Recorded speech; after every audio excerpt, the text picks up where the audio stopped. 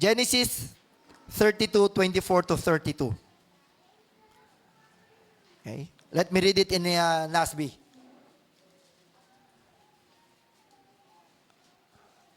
Genesis 32:24 to 32.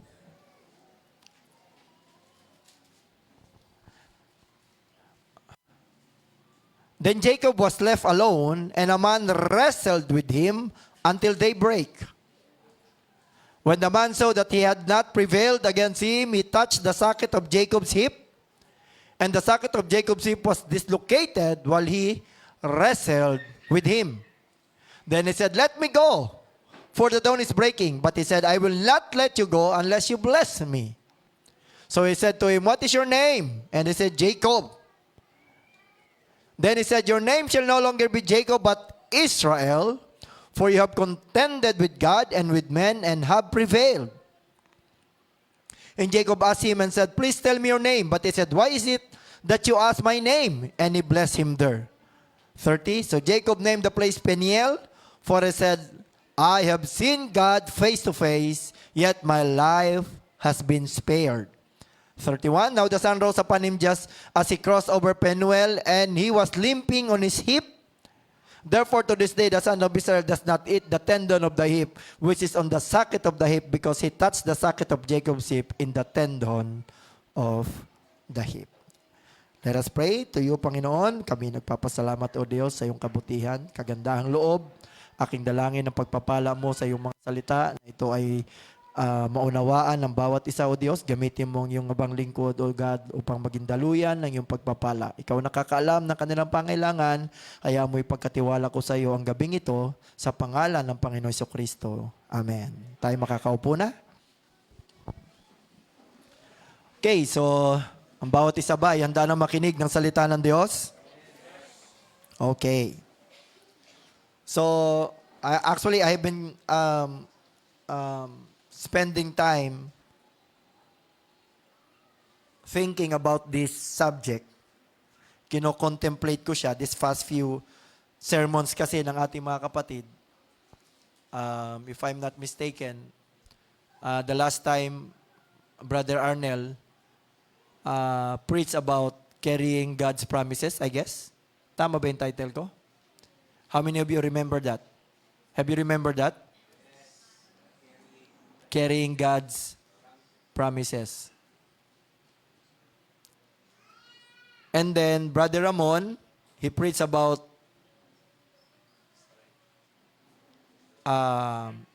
there is strength in the middle of waiting. And then, Brother Billy, the pain of Joseph.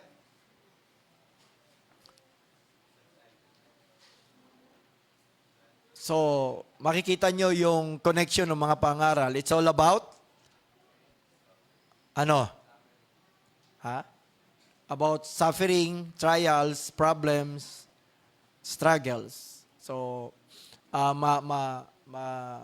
kumbaga, maririnig din nyo, isa sa naging natin nadadaanan ay ang struggles.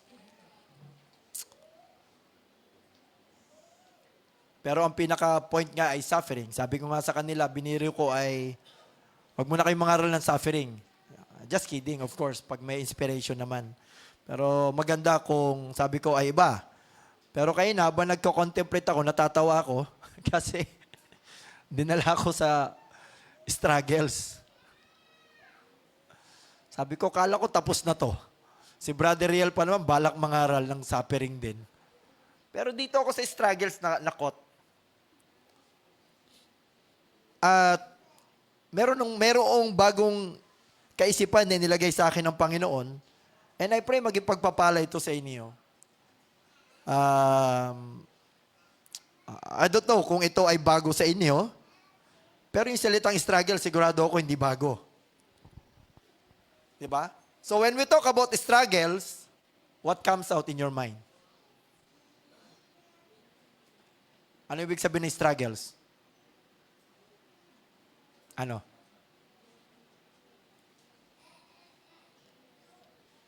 Ano? Oh, Sister Isabel, ano? Ano struggles? is hardship.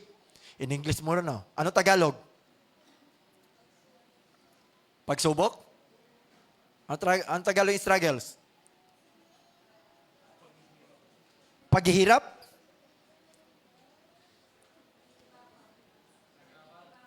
Ha?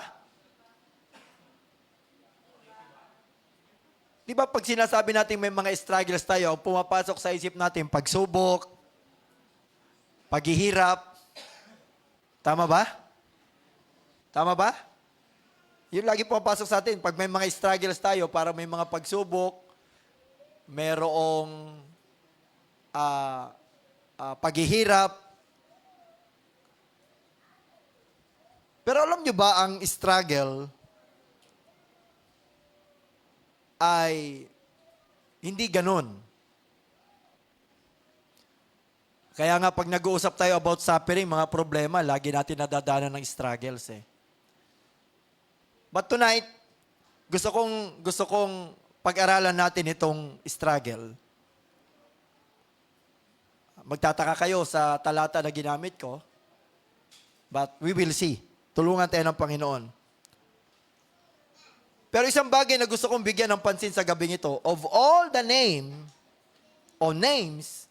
that God could give to Jacob,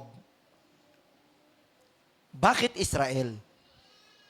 Do you think naisipan lang ng Diyos na Israel ang itawag sa kanya?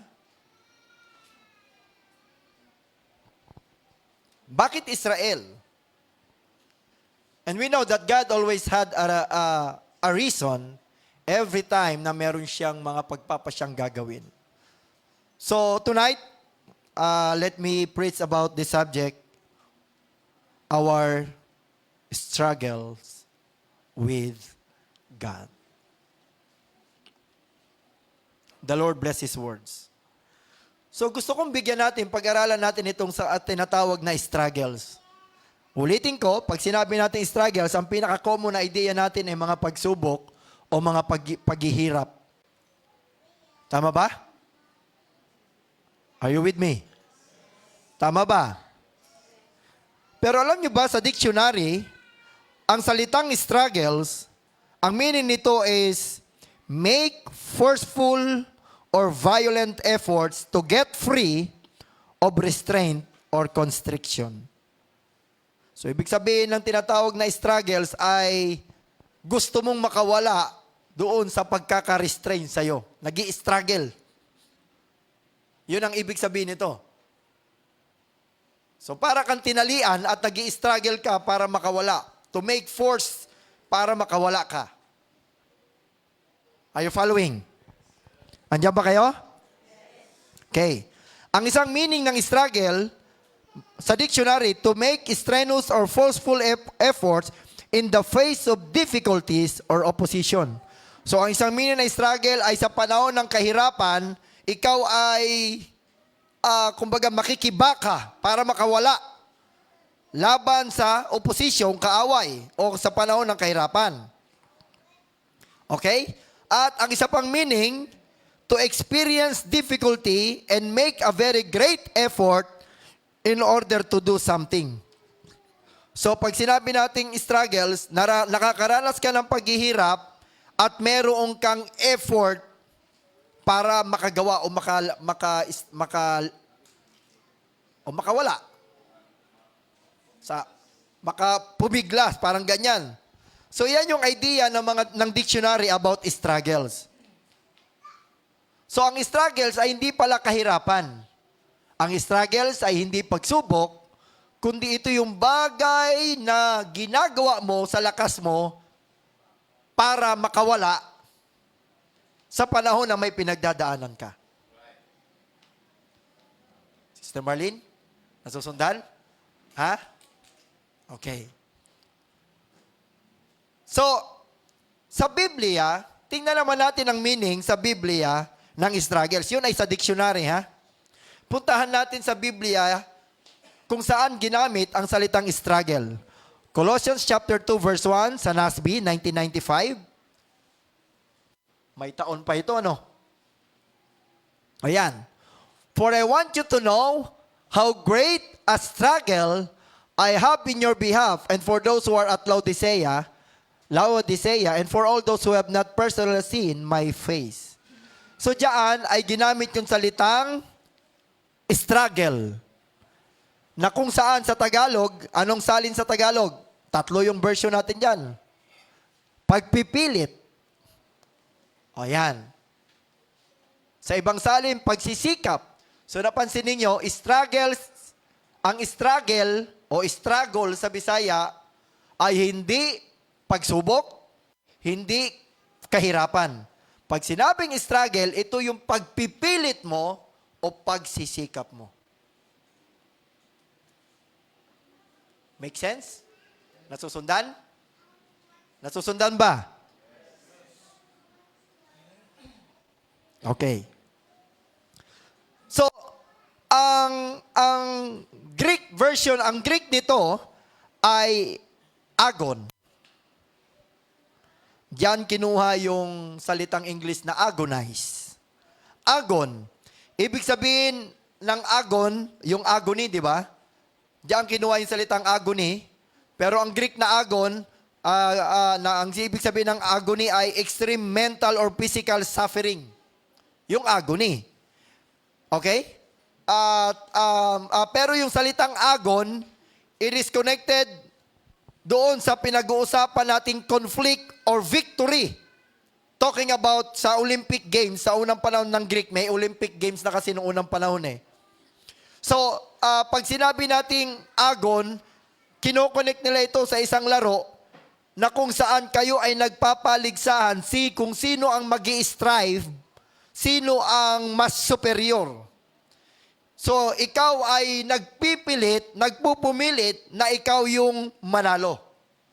So, merong contention, merong labanan. Yun ang ibig sabihin ng nag-i-struggle. Kung ito ay takbo, you are struggling, you are forcing para ikaw ay manalo, ikaw ay nagpipumilit o nagsisikap. Nasusundan? Okay? So it's like a competition o contest sa isang race, nag-i-struggle ka laban sa iyong opposition, katunggali. O yan yung idea ng agon. Okay? Pero it depends on the context. Kasi sa ibang salin, ay ang agon ay hindi struggle. Pero dito ay ginamit yung salitang struggle sa Colossians 2:1. Sa Greek kasi ang agon ay generally tinatawag din naman nilang danger, struggle, trial. May trial din naman na ginamit dito. Pero pag sinabi talaga nating our struggle, hindi po ito tumutukoy sa ating mga pagsubok lang o tumutukoy sa paghihirap, kundi ito ay tumutukoy doon sa conflict na ating nararanasan sa kaloob-looban ng ating puso in battles laban sa ating laman. Tayo na mga Kristiyano ay meron tayong labanan laban sa ating flesh. So may struggle. Nagpupumilit tayo na makasunod sa kalooban ng Diyos habang ang force, yung laman ay pilit tayong kumbaga ino-overpower. Kaya may struggle. Halimbawa, ang struggle mo ay uminom. Diba? Yung laman ay very eager na uminom ng alak. Pero yung pagkataong loob mo, alam mo kung ano yung kalooban ng Diyos. At dahil alam mo yung kalooban ng Diyos, nag-i-struggle ka, nakikipagbaka ka, nagpipilit ka, nagsusumikap ka. Yan yung sinasabi nating may struggle akong, meron akong struggle o meron akong pinagsisikapan o pinipilit. Nasusundan ako? So, hindi ito pagsubok, kundi meron kang labanan na pinipilit mo. Nag-i-struggle ka na ma-overcome mo yan. Okay? Now, tingnan pa natin yung yung isang meaning nito. dahil sabi ko nga sa inyo, kinokonek ito sa contest. Kung sino yung magwawagi. Kumbaga, palakasan, di ba? At kung babalikan natin si Jacob, naramdaman ito ni Jacob. Puntahan natin ang Genesis 32 verse 9. Genesis 32 verse 9.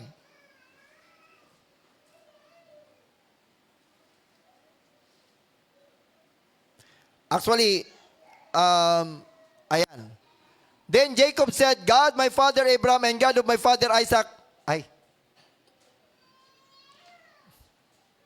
No signal.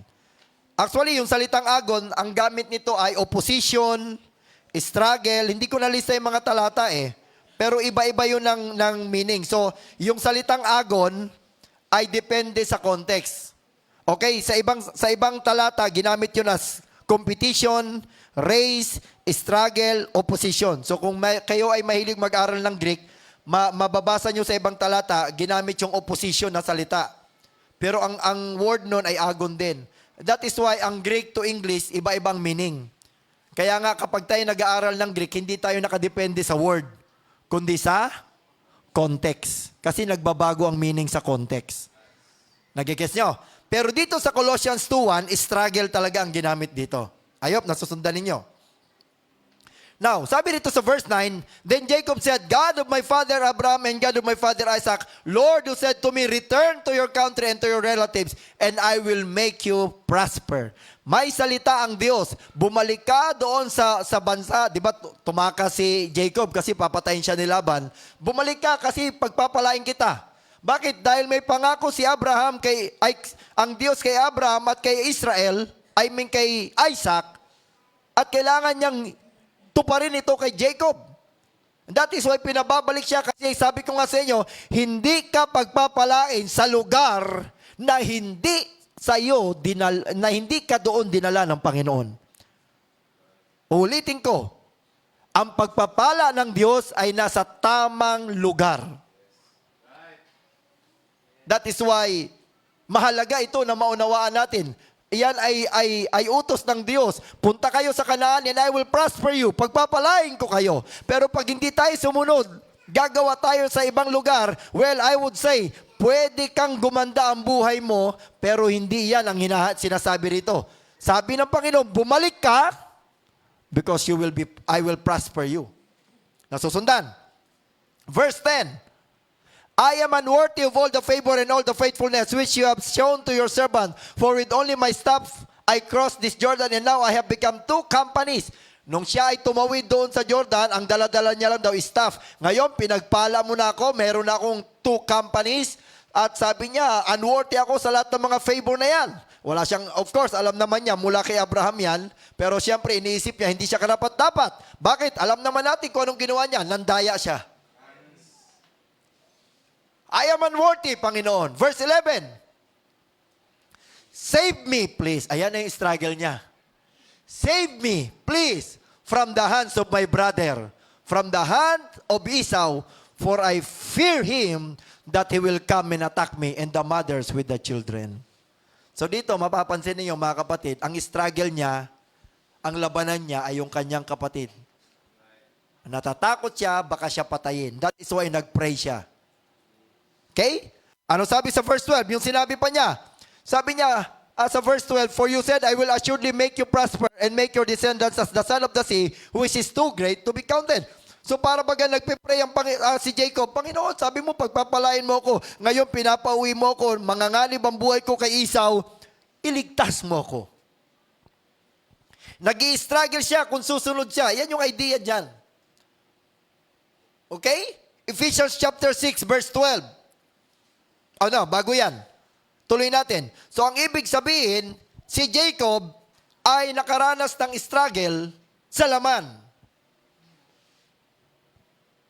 Of course, nararanasan din natin yan. May mga struggle tayo. Saan ka nakita? Utusan ka ng Diyos pumunta sa lugar na alam mong mangangalib ang buhay mo. Hindi ba minsan ganyan ang pinapagawa sa atin ng Panginoon? Diba? But take a look, brothers and sisters. Again, ang salitang agon ay struggle, nang ibig sabihin is conflict between two opposite. Okay? Subalit, sa Bible ay meron pang isang meaning yung struggle dito sa Ephesians 6 verse 12. Isang Greek word naman. Ephesians 6:12. Sabi dito sa Ephesians 6:12, "For our struggle is not against flesh and blood, but against the rulers, against the powers, against the world forces of this darkness, against the spiritual forces of wickedness in the heavenly places." Yung salitang struggles dito ay hindi agon, kundi pale. Parang pale. Pale. Now, pakinggan nyo to. Ang meaning ng pale, it is the contest between two individuals in which endeavors to throw the other, to ultimately decided when the victor. Ibig sabihin, ang pale, ang ibig sabihin nito is, ang pinaka-meaning nito is wrestling. You are struggle, magre-wrestling kayo, magbubuhat kung sino makakapagpabagsak. So, ibig sabihin, ang ating pakikipagbaka, pakikipag-wrestled, ay hindi daw sa laman at dugo, kundi sa mga rulers against the powers, against the forces of evil. Di ba, kunin nyo yung idea ng wrestling na dalawa. Alam nyo, sinong may idea sa wrestling ng Japan? Alam nyo ba ang wrestling ng Japan at kahit ng Korea, may bilog yan? Parang sumo din. Sa Korea kasi ay may bilog yan, and then ang hawakan ninyo, merong hawakan, kailangan mo lang siyang mabuhat at mapabagsak. Yun ang idea niyan, ng wrestling. Okay? So, ibig sabihin, mga kapatid, kung babalikan natin, yung buhay ay yung talata na binasa natin, doon sa taas, si Jacob ay nag-struggle labang kay Esau dahil takot siyang mapatay siya. Pero pagdating sa ating talata sa verse 24, kung titingnan natin, dahil ang isang meaning ng pale is intense struggle involving physical or non-physical force against strong opposition. So, ibig sabihin, ang talagang isa sa pinakamagandang meaning ng pale ay ito ay pakikipag-wrestling mo sa mas malakas na oposisyon o kalaban. So, balikan natin ang verse 24. Tingnan natin yung ating main verse. Yan. Ito. Then Jacob was left alone and a man wrestled with him in daybreak. Itong wrestled na ito ay struggle. Nakipag-struggle siya, nakipagpilitan siya. Nasusundan ninyo? Okay? So, hindi ito agon, kundi wrestled. Okay? Bagamat man ang tinutukoy dyan, alam natin na ang tinutukoy dyan naman ay walang iba kundi ang ating Diyos. Dahil binasa natin sa 28, kung atin titingnan sa 28, medyo Bible study ito pero I hope ma-encourage kayo. Sabi sa 28, then he said, "Your name shall no longer be Jacob, but Israel, for you have contended with God and with men and had prevailed." Nakita ninyo? You have contended with God. And then sa verse 30, sabi ni Jacob, "I have seen God face to face." Ayan. So, ibig sabihin, yung tao na nakipag-struggle si Jacob ay sa Diyos. Okay? Di ba? At sabi sa verse 26, maglalaro-laro lang tayo rito para masundan ninyo yung kaisipan ko. Sabi sa 26, Tagalog na tayo. Hindi na natin kailangan yung English kasi alam nyo na struggle, wrestle. "At sinabi, bitawan mo ko sapagkat nagbubukang liwayway na. At kanyang sinabi, hindi kita bibitawan hanggang hindi mo ko mababasbasan." So kung titingnan natin dito mga kapatid, alam nyo ba ang isang meaning pa ng pale? It is the combat of hand-to-hand, yung parang yung wrestling nga, na kung saan ginagamitan ng trickery, cunning, and deception. Now, pansinin ninyo, ano ang meaning ng salitang Jacob?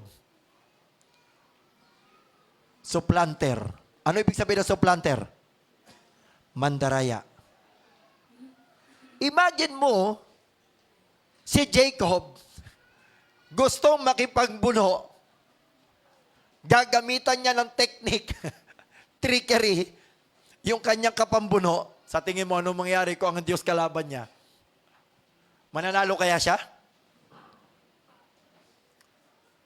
Mananalo kaya siya? Di ba hindi?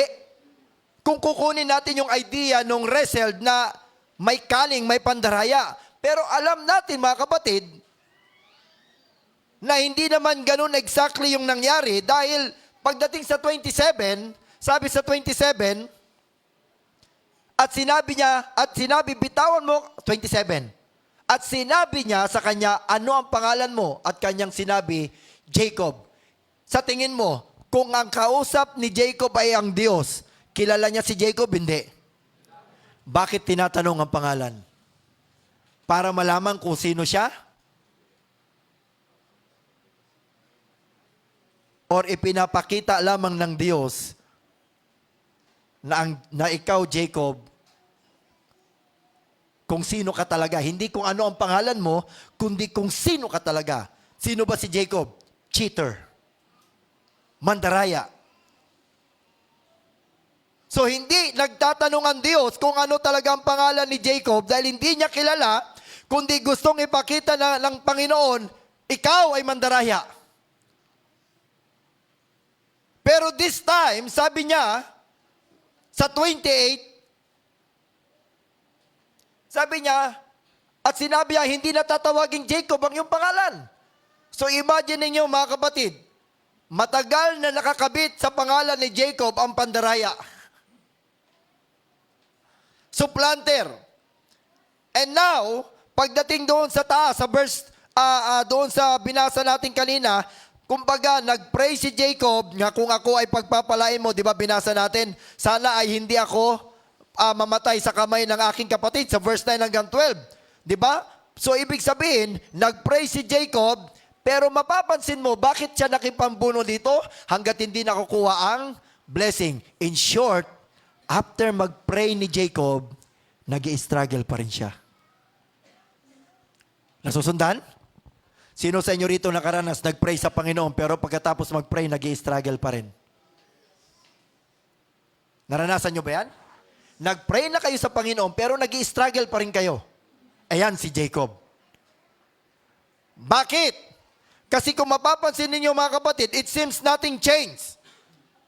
Nag-pray ka na, pero bakit parang walang nangyari? Bago ang pangyayari rito sa 28, after mag-pray ni Jacob sa verse 12, 9 hanggang verse 12, it seems na wala naman talagang nangyari, parang nag-i-struggle pa rin siya. Bakit? Kasi mababasa natin sa 13, puntahan natin ang 13. Tingnan nyo sa 13. Tingnan nyo kung bakit struggle pa rin si Jacob, ha? At tingnan ninyo kung paano lalabas ang panggugulang o yung bang sabihin nating trick ni Jacob. Tingnan ninyo. At siya'y naparaan doon ng gabing yun at kumuha ng meron siya na ipinagkaloob kay Esau na kanyang kapatid. 14. 200 kambing na babae, 20 lalaking kambing, 200 tupang babae, 20 tupang lalaki. Gusto niyang regaluhan si Esau, thinking na baka mawala yung galit ni Esau. Tama ba? Tuloy natin. 15. 30 kamelyong inahin na pati ng kanilang mga anak, 40 baka at 10 toro, 20 asno at 10 anak na mga yaon. Ewan ko lang kung di mawala galit ni Jacob, ay ni Esau. 16. At pinagbibigay sa kamay ng kanyang mga bataan. Bawat kawan ay bukod na sinabi ng kanyang mga bataan, lumagpas kayo sa unahan ko at iiwan ninyo ng isang pagitan ng bawat kawan. Tuloy natin, 17. At inutos sa una na sinasabi, pagka ikaw ay nasumpungan ni Esau na aking kapatid, at ikaw ay tinanong na sinabi, kanino ka, saan ka paron at kanino ito na nga sa unahan mo? Tuloy. Kung magkagawin, sabihin mo sa iyong lingkod na kay Jacob, isang kaloob nga ang padala sa aking Panginoong kay Esau at narito siya ay nasa hulihan din naman. So pansinin ninyo, nakaisip ng paraan si Esau ay si Jacob para hindi naman sila maubos, baka patayin sila, una kayo. Ito yung regalo ko sa kapatid ko. Di ba? After niya mag-pray yan nag-aalala pa rin siya na baka patayin siya. 19. At inutos din sa ikalawa, at sa ikatlo, at sa lahat ng mga sumunod sa mga kawan na sinabi sa ganitong paraan, sasalitain niya kay Esau pagkasumpong niya sa kanya. Verse 20, At sasabihin niya, saka narito ang iyong lingkod na si Jacob ay nasa hulian, pinakahuli. Sapagkat kanyang sinabi, palulubagin ko ang kanyang galit sa pamagitan ng kaloob. Sumasaunahan ko at pagkatapos ay makita ko ang kanyang mukha, marahil ay tatanggapin niya ako. 21. Gayon may isinaunahan niya ang kaloob at siya'y natira ng gabing yaon sa pulutong. Ano nangyari? Pinauna yung kaloob, and then yung isang grupo ng kanyang asawa, and then yung isang grupo, pinag-iwalay niya si Leah at saka si Rachel. Tingnan mo kung gaano kagulang si Jacob. Nag-pray sa Panginoon, sabi mo, Panginoon, pagpapalain mo ko, pero hindi nawala yung kanyang takot, nag-i-struggle pa rin siya, baka mamaya patayin sila ni Esau, kaya nakaisip ng paraan. Hiwa-hiwalay kayo. Hindi ba? Si Jacob ay Jacob talaga. Yes. Kasi na may struggle siya, may labanan eh. Kailangan ko manggulang. Patayin man yung isang grupo, buhay pa yung isang grupo, 2, 3 grupo pala, yung pang-4 siya, panghuling grupo. Di ba? Ito yung kalagayan ni Jacob. Yan ang dahilan kung bakit humantong si Jacob sa pagkamit sa ating Diyos. Kasi hindi magagawang mapagtagumpayan ni Jacob ang kanyang struggle hanggat ang kanyang pamamaraan ay makalaman. Nag-pray siya, oo, pero yung kanyang ginagawa ay makalaman. Are you following? Yan ang dahilan kung bakit pagsabi sa verse 27, kung babalikan natin, sabi sa 27, at sinabi niya sa kanya, ano ang pangalan mo? At kanya sinabi, Jacob. Parang gusto sabihin ng Panginoon, yes, ikaw yung mandaraya. Pero this time, nung nahawakan niya ang Panginoon, ang Diyos, ang sabi niya habang hawak-hawak niya, Panginoon, hindi kita bibitawan hanggat hindi mo ko pagpapalain. This time, naramdaman o nakita mismo ng Diyos na hindi na ito si Jacob. Kasi naramdaman ng Diyos kung gaano ka-desperate si Jacob na humingi ng blessing sa Diyos. Kaya ang sabi ng Panginoon, hindi na Jacob ang pangalan mo. Ano na? Israel. Anong meaning ng Israel? El means God. Isra o YSR, Israel kasi tawag yan, YSR, ang ibig sabihin is contend or strive. So, ibig sabihin ng Israel is God contend o God strive. O ang Diyos ay nagtagumpay. Tama ba? Tagalog ng strive? God strive. Now, pansinin ninyo mga kapatid. We are not wrestled against the spirit. Pansinin ninyo sa 28. Kung papansinin mo, sapagkat ikaw ay nakipagpunyagi sa Diyos, na para bagang siya ay nanalo laban sa Diyos. Tama ba? Di ba? Kapag binabasa lagi natin yan, ang lagi pumapasok sa atin, si Jacob ay nanalo sa Diyos. Are you following? Yan yung idea natin. Si Jacob ay nanalo sa Diyos. Kaya nga sapagkat ikaw ay nakipagpunyagi. Pero alam nyo ba, hindi yan ang ibig sabihin ng talata. Ikaw ay nakipagmunyag sa Diyos at ikaw ay nanaig. Basahin natin sa English. Ayan. Sa English, you have contended, wrestled with God and with men, and you have prevailed. So para bagang ang kalaban ni Jacob, ang Diyos, naglaban sila ng Diyos at nanalo si Jacob. Sa tingin ninyo, pag naglaban sila sa Diyos, mananalo kaya siya? Sa tingin nyo, how can we win against God? Pangalawa, bakit tayo makikipaglaban sa Diyos?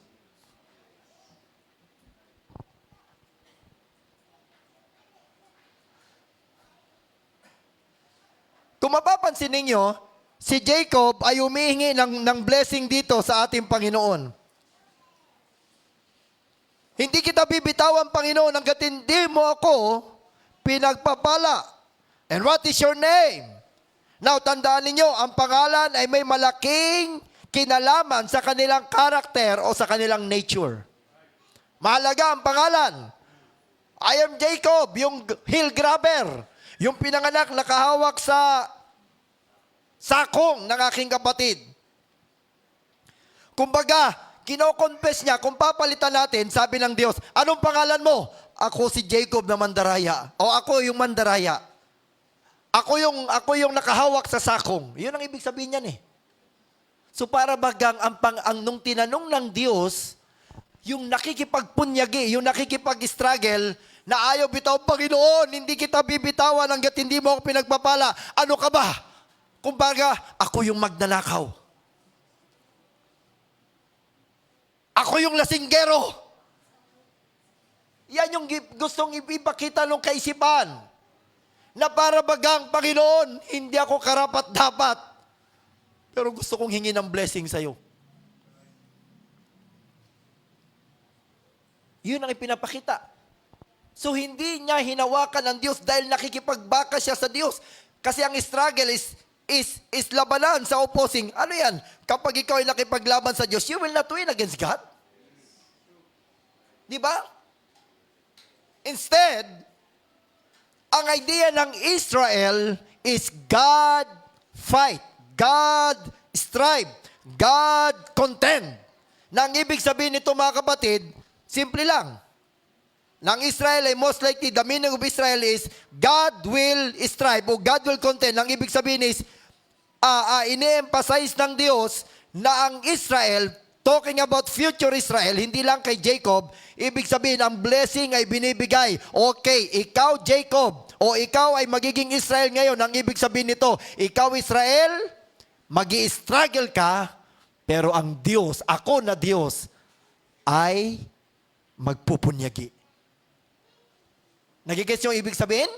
Ang ibig sabihin nito, ang Israel ay daranas ng struggles, pero God will fight. Kasi ang meaning ng Israel is God fight. Nasusundan ba? So anong ibig sabihin nito? It's not about fighting against God, kasi ito ay useless, we cannot win against Him. Ang ibig sabihin nito ay Jacob have fought not against God, but with God. Kaya nga ang title ko, Struggles with God. Brothers and sisters, kapag may struggle tayo, huwag kang lumaban sa Diyos, kundi makipagbaka ka kasama ang Diyos. Hindi natin kalaban ang Diyos. If you have struggles, don't fight against God. Fight with God. Kasi yan ang idea ng Israel. Israel means God will fight. Israel means you have struggled and prevailed. Bakit nag-prevail? Because God did the fight. God did His part. So yun ang ibig sabihin niyan. Nasusundan nyo ba?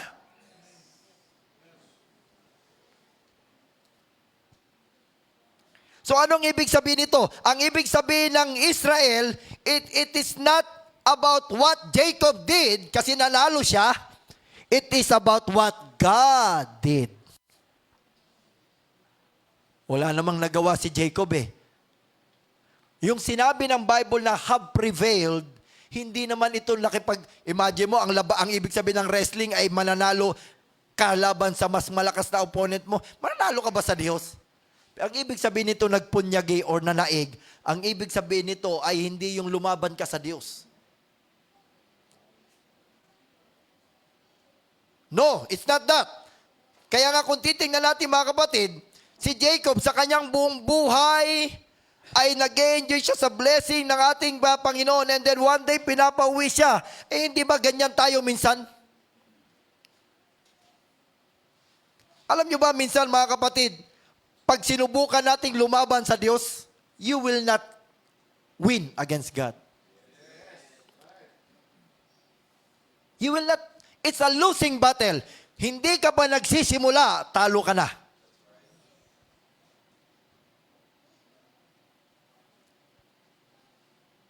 Huwag ka lang magpilit. Kaya si Jacob gumagawa ng mga trickery para maisahan niya uli si Esau. Kasi si Esau, inisahan niya na dati, ngayon sige, hatiin natin sa 4 na grupo para kung madali man yung isa, may 3 pa. Pamamaraan niya yun hindi nagbago. And that is why dumating ang Diyos. Gustong ipakita ng Diyos, ikaw Jacob, ikaw ay Israel na ngayon. Anong ibig sabihin nito? Ito ay pagpapakita sa inaharap na ito'y magiging bansa. At ang Israel na ito ay hindi excuse sa struggle. Mababasa natin many times ang Israel ay nag-struggle laban sa ibang bansa. Pero ang sabi ng Panginoon, God will contend. God will strive. Every time ang Israel ay nag-struggle, God will strive. At ganyan tayo minsan mga kapatid. If kung meron kayo mga struggle o labanan, wag nating hahayaan na sa ating labanan ay kalaban natin ang Diyos. Sa ating mga struggle, sa ating mga pagsisikap, tiyakin mo that you are fighting the battle with God.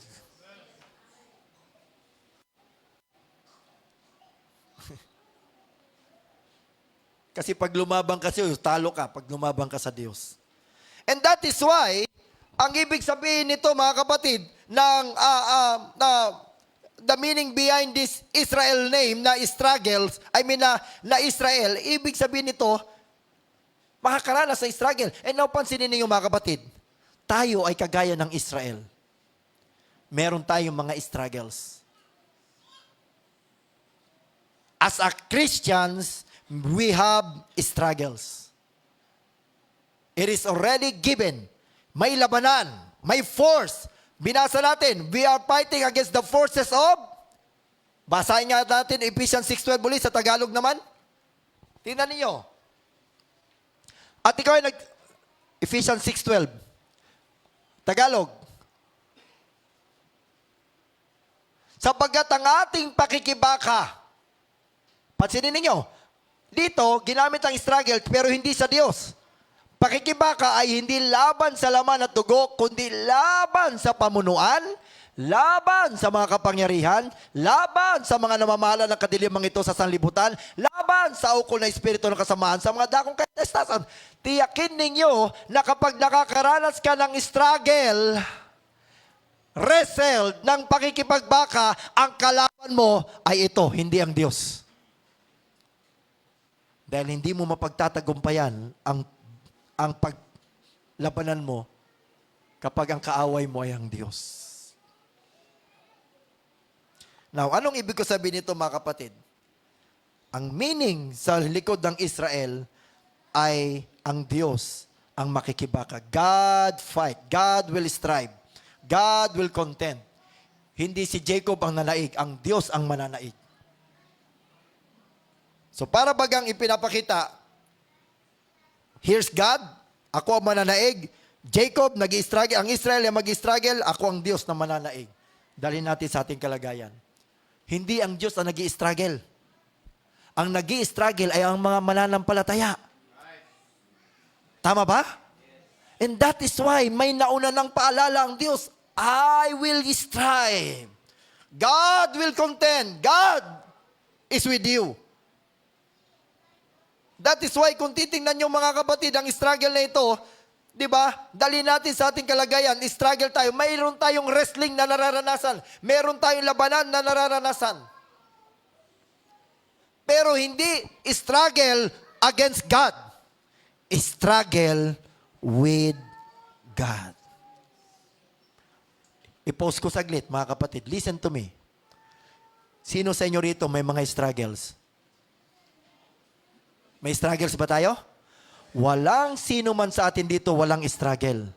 Pero ang tanong ko, are you struggling with God or against God?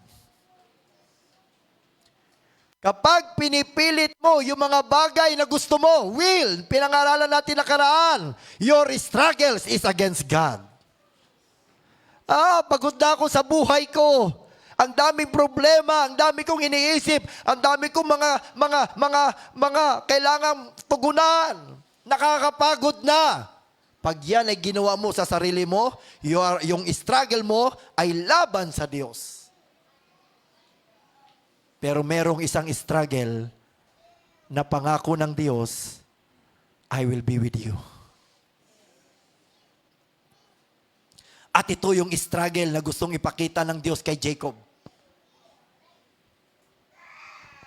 Gustong ipakita ng Diyos na iyang pamamaraan mo is a human way. Uutakan mo pa si Esau, ihahatiin mo pa sa apat, pero ang totoo, hindi yan solusyon sa'yo. Ang kailangan mo is complete surrender sa Diyos. Kailangan mo maunawaan, Lord, I will contend with you.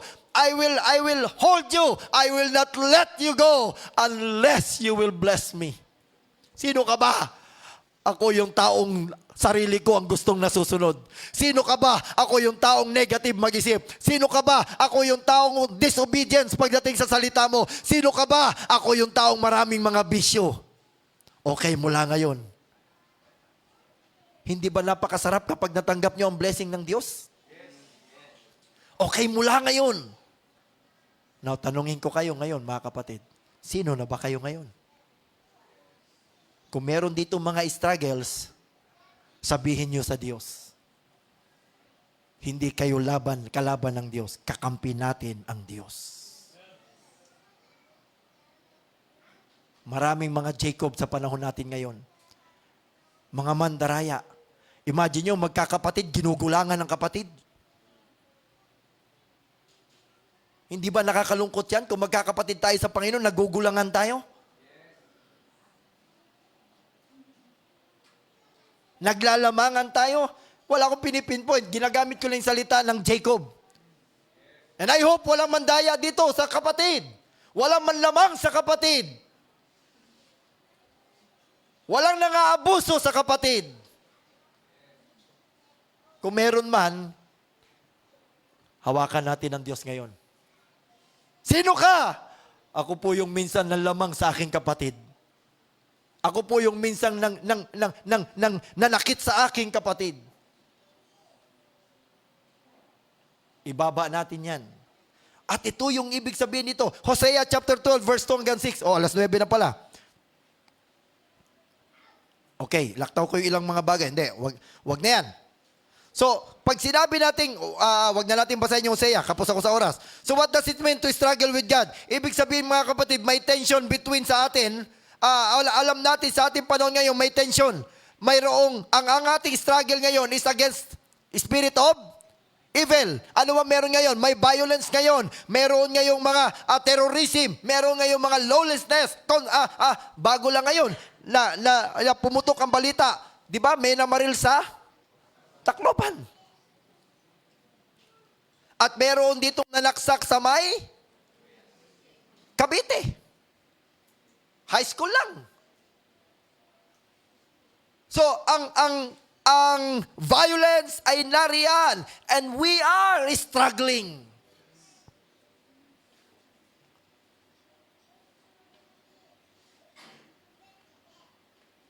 At ano yung tinuturong dahilan sa Tacloban? Yung laro.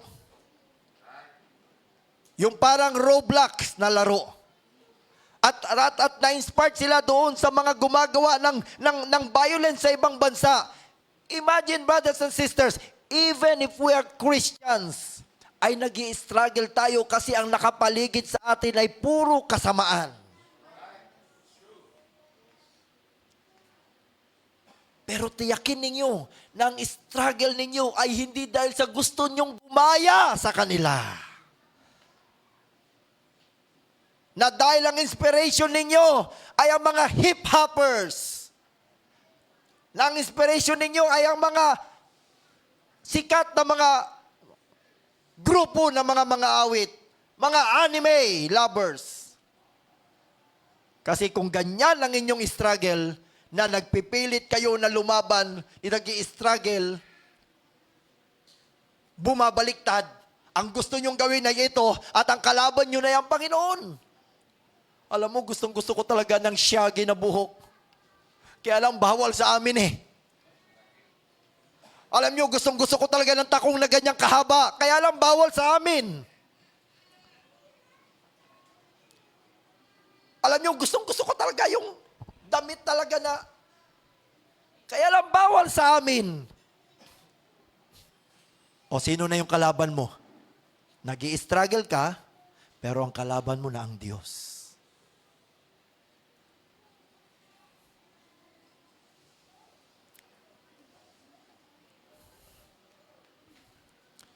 Naniniwala ako mga kapatid, our struggle is always present, but it should never be against Him. Kahit gaano kapangit ang panahon natin ngayon, marami naglilipanan ng mga violence, marami naglilipanan ng mga terorismo, ano pa man mga masasamang mga nangyayari. Yes, nag-i-struggle tayo, pero tiyakin natin ang ating struggle ay hindi lumalaban sa Diyos. Well, totoo, may mga panahon na kapag tayo nag-i-struggle, hindi natin naunawaan kung anong ginagawa ng Diyos. Tama ba? Minsan may nangyayaring masama sa atin, hindi natin ito maunawaan. Kahit si Job, nagtanong sa Diyos eh. Tapos imagine nyo, nagkasakit na si Job ng ketong, sinabihan pa siya ng asawang sumpain mo ang Diyos, may mga kaibigan pa siya nagsasabing, ano ba yung kasalanang nagawa mo? Pero si Job ay hindi kailanman lumaban sa Diyos. Maaring nagkaroon siya ng isang kasalanan, pero napakabilis niyang sabi niya, I repent in thus. Na-realize na-realize ni Jacob, hindi pala niya kayang magtagumpay sa kanyang struggle kay Esau kapag ginawa niya yung kanyang sariling pamamaraan. Yung paghatiin sa i-divide mo sa 4 para may 3 pang ligtas, hindi pala uubra yun. Now, dali natin sa atin. Kung may struggle kayo ngayon, kahit anong gawin yung solusyon sa inyong sariling solusyon, you will never get the right victory to God. Hindi nyo ba napapansin? Marami sa atin ngayong Kristiyano nag-i-struggle. Estudyante ka man, nagtatrabaho ka man, nanay ka man na nasa bahay, ang daming struggle. And yet, very few na mapapakinggan nating tumatayo rito at nagpapatotoo dahil nagtagumpay sa kanilang struggle. Sa kanilang pakikibaka. Kanina narinig natin, purihin ang Diyos. Yun ay classic example ng struggle. Nagpipilit na manalo sa laban. Ang lakas nung tool na yun. Sabi niya, malaki tiyan niya. Imagine yung pinakita sa akin, hindi ako nagpapatawa, pero yung tiyan ni brother mong ganyan. Sa alam niyo kung saan umikot yung grinder? Dito. Andito yung gas-gas. Imagine nyo, kaunting ganun lang, hiwa. Buti sana kung kagaya sa akin flat, ganun. Sa kanya hindi, ganun. Dito. Kahit ako sabi ko, mabuti ang Diyos. Yun yung gusto kong sabihin ni Brother Ramon na akala niya, wala na yung ano niya kasi malaki. Kahit ako nag-iisip, bakit gumasgas lang? Samantalang, kung nakaumbok yan, gumasgas lang dito, buti sana kung nakaganon yung grinder, dito rin tatama. Hindi. Kasi kung flat yan, gas-gas, maintindihan mo. Hindi, nakaganon yung tiyan ni Brother Ramon, nandito yung gas-gas. Kaya nag-iisip ko, hindi pa ito mahiwa. Yun yung struggle, talagang nakipagbaka siya. So, ganun yung idea na pinag-uusapan natin. Now, imagine niyo mga kapatid, si Jacob hindi pwedeng manalo sa paraan na ganun. And that is why marami tayong failures pagdating sa struggles. Pero anong sabi sa Zechariah 4 verse 4? Let me read it in English. Zechariah 4 verse 4. Very common. Pero nawa, magpaalala sa'yo. Zechariah. Hindi yata Zechariah yon. Not by might, nor by power. Ano ba talata yun? Hanapin natin. Ayan, 4:6.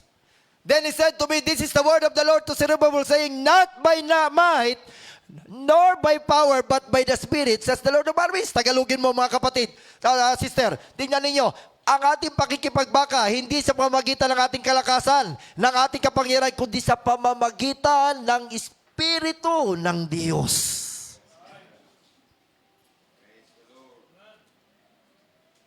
At naintindihan nito ni Jacob. Nung ma-meet niya yung tao, alam niya kung sino ito. Sabi niya, ito yung hinahanap ko, ito yun. Hindi kita bibitawan. Sabi ng Panginoon, mag-uumaga na. Bitawan mo ko, mag-uumaga na. Sabi ni Jacob, hindi kita bibitawan. Sinakta na yung kanyang hip. Hindi niya binitawan ng Diyos. Bakit? Kasi nag-i-struggle siya. Panginoon, nag-i-struggle ako.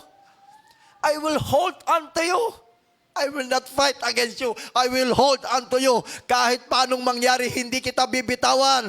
Kasi gusto ko makuha yung blessing mo. Naranasan nyo ba mag-struggle kasama ang Diyos? Ibig sabihin, manalangin ka ng matagal, yumuko ka, makipagniig ka sa Diyos. Maraming beses na tayong nakakaranas ng mabibigat na mga problema, pero hindi natin nadadala sa pagluhod. Kahit man lang mag-fasting, hindi natin nakasanayan. And yet we are expecting that God will listen to us. You are asking a big favor to God, and yet you cannot spend time with God. Yes.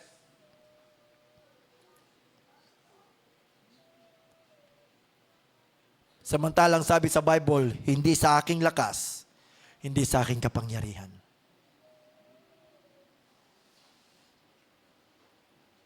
The same is true to us. Sabi ni Jacob, I will not let you go until you bless me.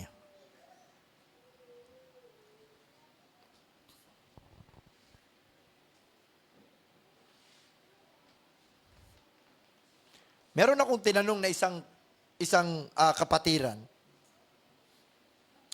Sabi ko sa kanya, kumusta? Sabi niya, nag-a-adjust ako sa mga bagay na nakasanayan ko. Sa mga dati kong mga ginagawa, nag-a-adjust ako.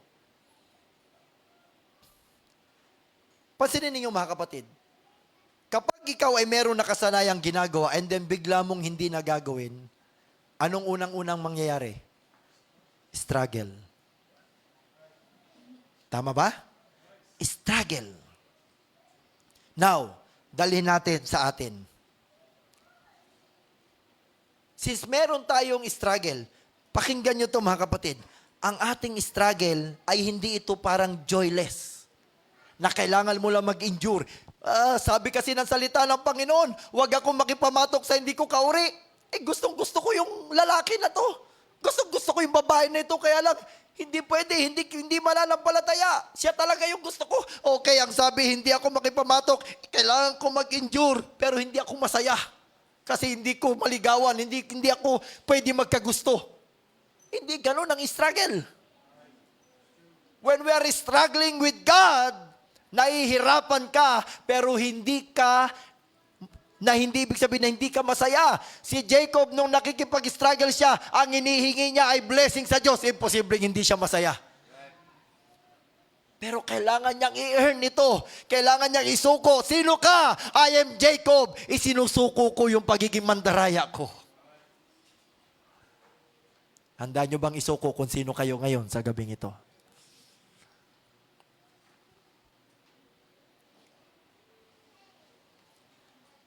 Ang struggle, hindi ito parang senseless na parang walang sakit. Wala naman nag-struggle na hindi nasasaktan eh. Pero hindi ibig sabihin na joyless. Di ba? Anong ibig sabihin nitong struggle na ito? Ibig sabihin yung naranasan ni Jacob. Imagine mo, pinilayan pa siya ng Panginoon. Hindi ba masakit yun? Ha? Sakit yun. Di ba? Pero anong ginawa ni Jacob? Sigurado ako, ito yung tutugon sa aking pangailangan. Meron ako struggle ngayon, naharap ako sa kapatid ko. Hindi madali yon. Panginoon, nagtitiwala ako sa iyo, hindi kita bibitawan. Pagpalain mo ako. Kaya nga binanggit na karani Brother Billy sa Romans 8:28, God causes all things to work together eh. Hindi ibig sabihin lahat ng bagay na nangyayari sa atin, pinapatch up ng Diyos. Pwede palang gumawa ng kasalanan, papatch up na yan ng Diyos. Hindi. Ibig sabihin, ina-arrange ng Diyos ang lahat ng bagay na magkalakip-lakip ito para sa atin. Kaya pag sinabing struggling with God, our struggle with God, it doesn't mean, it means you are struggling alongside. Nung si Jacob ay nakikipagbuno sa Diyos, hindi sila magkalaban ng Diyos. Are you getting my point? Hindi sila magkalaban. Now, tanungin ninyo inyong mga sarili, may struggle ba kayo? May struggle ba kayo? Magkalaban nyo ba ang Diyos o hindi? Kakampi natin ang Diyos. Totoo na hindi na tayo yung kagaya ng una, Brother Ramon. Hindi na tayo yung dating turbo. Hindi na tayo, Brother Arnel, yung dating buding. Pero hindi pa rin naman tayo nakarating doon sa nais ng Diyos na kalalagyan natin. Pero sabi ng Bible, we are made more than conqueror. Overcomers.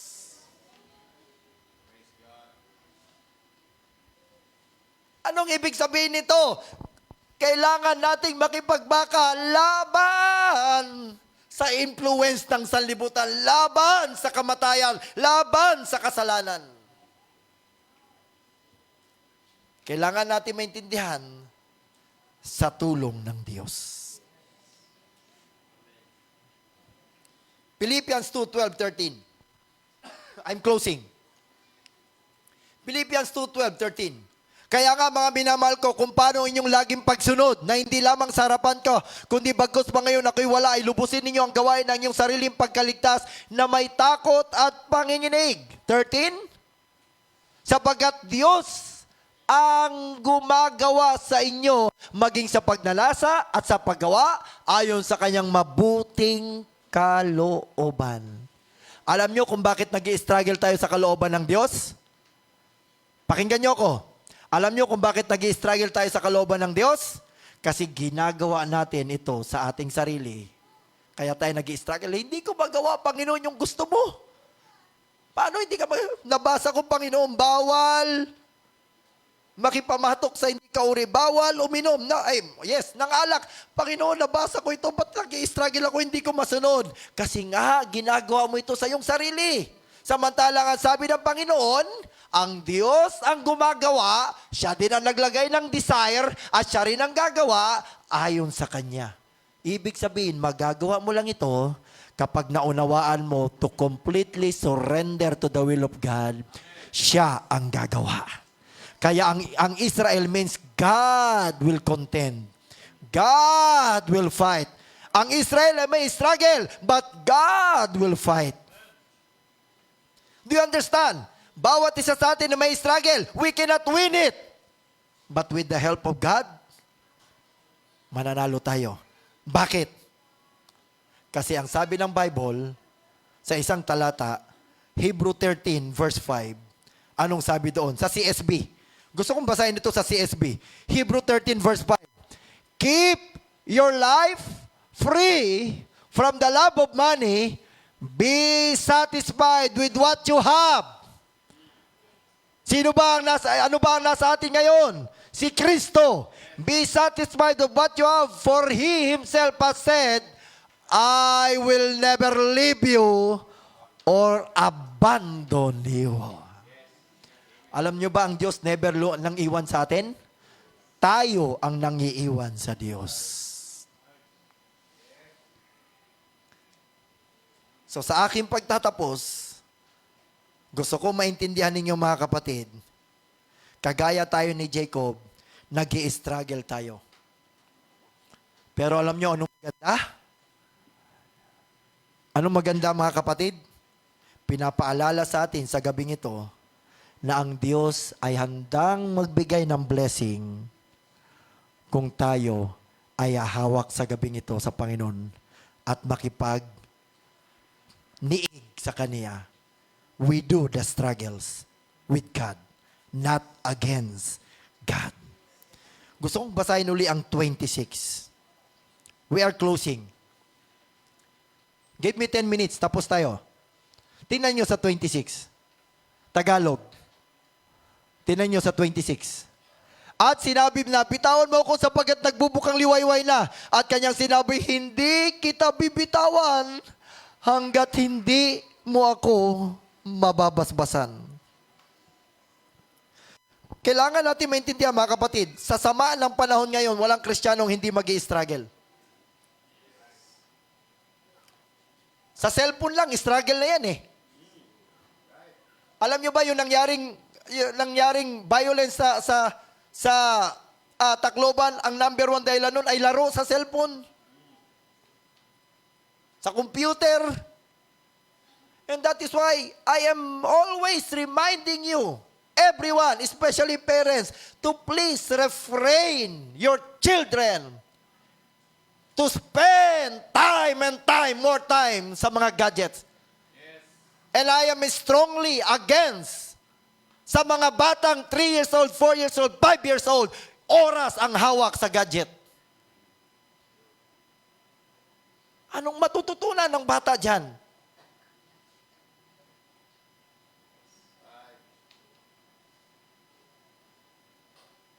Believe me, never ang cellphone ginawa para sa mga bata. That's not the point. But Satan is very tricky. Para lamang hindi ka guluhin ng anak mo, ibababad mo siya sa cellphone. Come on. Don't do that. Instead, teach them how to listen to the song. Teach them how to kung manonood man sila, tiyakin ninyo na ang kanilang panoorin ay hindi nakakasama. Believe me, mga kapatid, napakalakas ng espiritu ng cellphone sa mga laro. Kung hindi kayo aware, mag-search kayo kung gaano karaming na-employ. Alam nyo ba, kapag nanood ka ng kung paano ninanakaw ang cellphone, hindi lamang ito public awareness. Ang mga walang alam, nagkakaroon ng aware kung paano nakawin ang motor. Pero yung may alam na magnakaw, nagkakaroon ng idea kung paano magnakaw ng motor. Ganong kasama. Alam nyo, kahit sa bahay, maniwala kayo, may mga times talaga na nagkakaroon kami ng, sabihin na natin yung anak mo ay nagtatampo sa'yo o nagagalit. Kapag sumusobra, never akong nagbawal din sa cellphone. Pero kapag nakikita ko na merong isang klaseng laro na humihigit na, o reels na humihigit na, doon ako nagre-react sa kanila. Kapag nakikita ko sila nakikinig ng music, nagpa-practice ng gitara, hinahayaan ko yan. Pag nakikita ko sila, minsan may kausap. Pero pag may laro na inaabot na ng 2 to 3 to 4 hours, believe me, alam ng mga anak ko yan, magkakasamaan kami ng loob. Sasawayin ko talaga siya doon.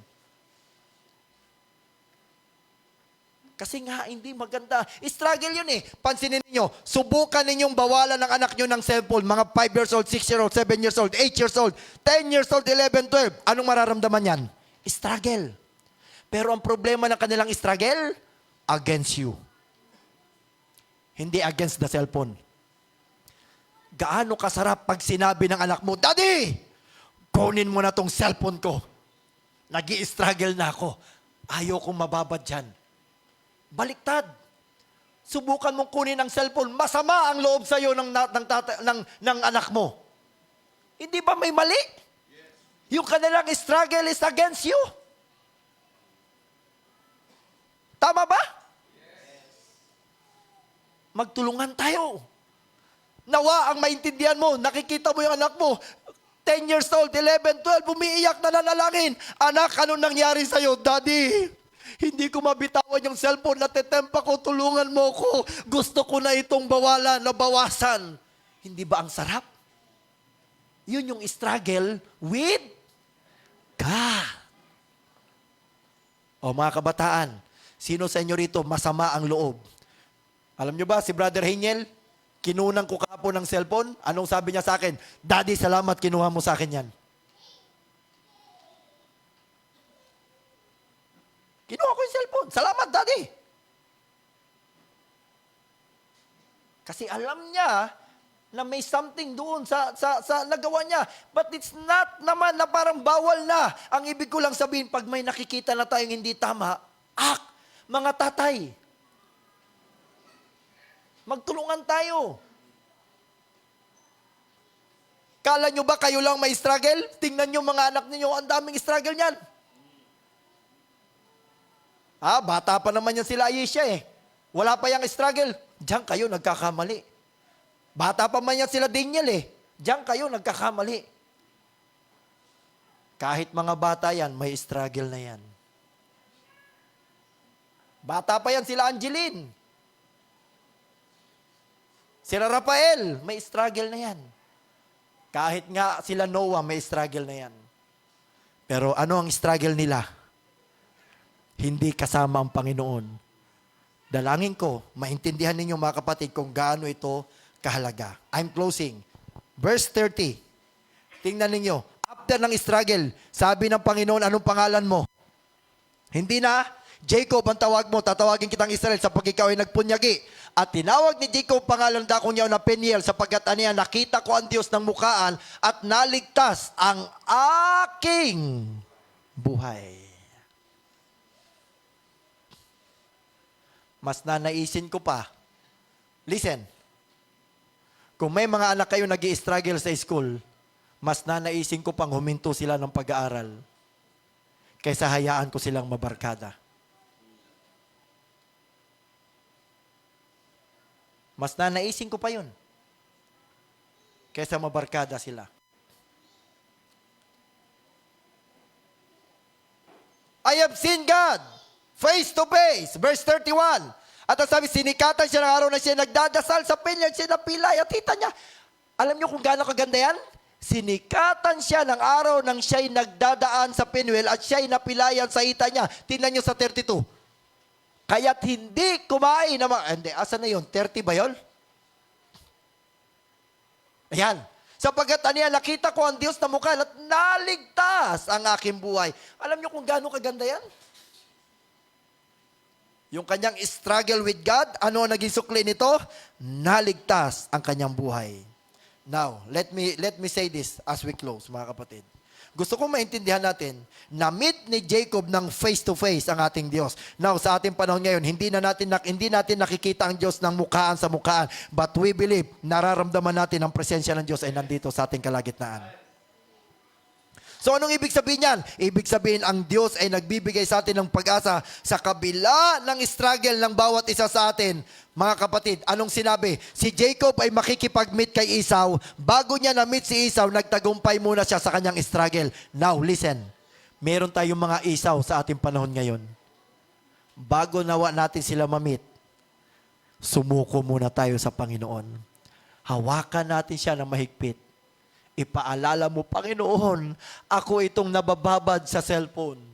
Ako itong nakakaisip ng mga pangit na mga bagay. Ako itong mga ganito, ganyan. Ako itong nagsisinungaling. Ako itong ganito, nangungupit. May nangungupit ba rito mga bata? Ako itong nangaaway. Imagine niyo mga kapatid kung ganito yung kaisipan natin.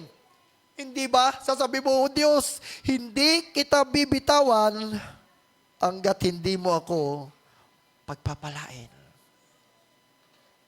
Sinong kasama ko dyan sa gabing ito? Sino sa inyo may struggle ngayon? May struggle ba kayo? Lahat tayo may struggle. Pero, huwag niyong kalimutan, we are in God, not against God. Let us all stand, brothers and sisters.